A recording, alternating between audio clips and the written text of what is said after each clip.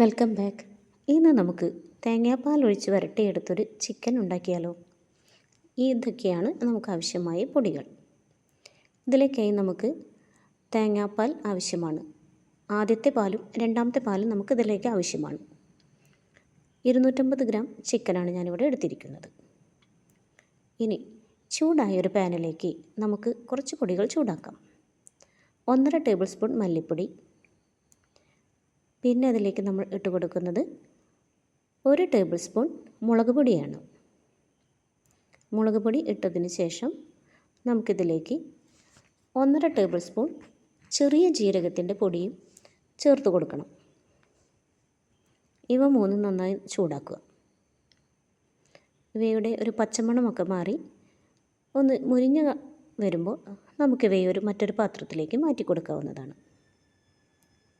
ഇവയെ മാറ്റിയ ശേഷം അതേ പാനിൽ തന്നെ നമുക്ക് ആ പാൻ ഒന്നുകൂടി ചൂടാക്കിയ ശേഷം നമുക്കിതിലേക്ക് രണ്ടാം പാലാണ് ഒഴിച്ചു കൊടുക്കേണ്ടത്. രണ്ടാം പാൽ ഒഴിച്ചതിന് ശേഷം നമുക്കിതിലേക്ക് ഒരു 1.5 ടേബിൾ സ്പൂൺ ഉപ്പ് ചേർത്ത് കൊടുക്കുന്നുണ്ട്. അതിനുശേഷം നമുക്ക് ഇതിലേക്ക് ചേർക്കേണ്ടത് 1 ടേബിൾ സ്പൂൺ മഞ്ഞൾപ്പൊടിയാണ്. അപ്പോൾ നമുക്ക് 1 ടേബിൾ സ്പൂൺ മഞ്ഞൾപ്പൊടിയും കൂടി ഇതിലേക്ക് ചേർത്ത് കൊടുക്കാം. പിന്നെ നമുക്കിതിലേക്ക് ചേർക്കേണ്ടത് 1 ടേബിൾ സ്പൂൺ കുരുമുളക് പൊടിയാണ്. കുരുമുളക് പൊടിയും നമ്മളിപ്പോൾ ചേർത്ത് കൊടുക്കുന്നുണ്ട്. ഇവയെല്ലാം ചേർത്തതിന് ശേഷം നമുക്കിവയെ ഒന്ന് യോജിപ്പിക്കാം. നമ്മൾ വറുത്ത് മാറ്റി വെച്ചിരിക്കുന്ന പൊടികളും ഇതിലേക്ക് ചേർത്ത് കൊടുക്കാം. അതാണ് ഇപ്പോൾ ചേർത്ത് കൊടുക്കുന്നത്.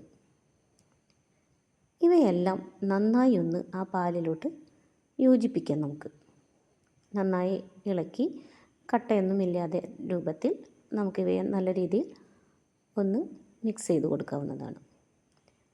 എല്ലാവരുടെയും നന്നായി മിക്സായി കഴിയുമ്പോൾ നമുക്കിതിലേക്ക് ഇനി ചിക്കനാണ് ചേർത്ത് കൊടുക്കേണ്ടത്. ഇപ്പോൾ കട്ടകളൊന്നുമില്ലാതെ നല്ല രീതിയിൽ നമ്മളിതിനെ യോജിപ്പിച്ച് കഴിഞ്ഞിട്ടുണ്ട്. ഇനി നമുക്കിതിലേക്ക് 250 ഗ്രാം ചിക്കനാണ് ചേർത്ത് കൊടുക്കേണ്ടത്. ചിക്കനും ചേർത്ത് കൊടുക്കാം നമുക്ക്. ഞാനിവിടെ ചെറിയ കഷ്ണങ്ങളായ ചിക്കനാണ് എടുത്തിരിക്കുന്നത്. എല്ലുള്ള പീസും ഉണ്ട്, മാംസം മാത്രമല്ല എല്ലുള്ള പീസും എടുക്കാം. ഇവയെ നന്നായി ഒന്ന് യോജിപ്പിക്കാം നമുക്കിനി.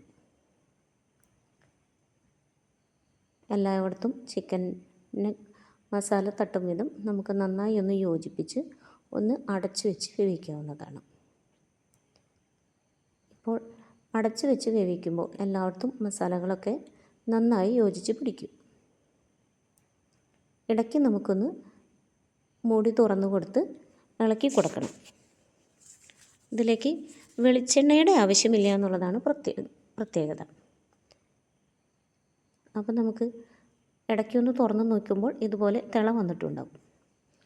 അതിനെ നമ്മൾ ഇളക്കി ഒന്ന് ചാറൊക്കെ വെറ്റി ചിക്കൻ്റെ മുകളിൽ ഈ മസാലയൊക്കെ പിടിച്ച് കഴിയുമ്പോൾ നമുക്കിതിലേക്ക് മാറ്റി വെച്ചിരിക്കുന്ന 1-ാം പാൽ ഒഴിച്ചു കൊടുക്കണം.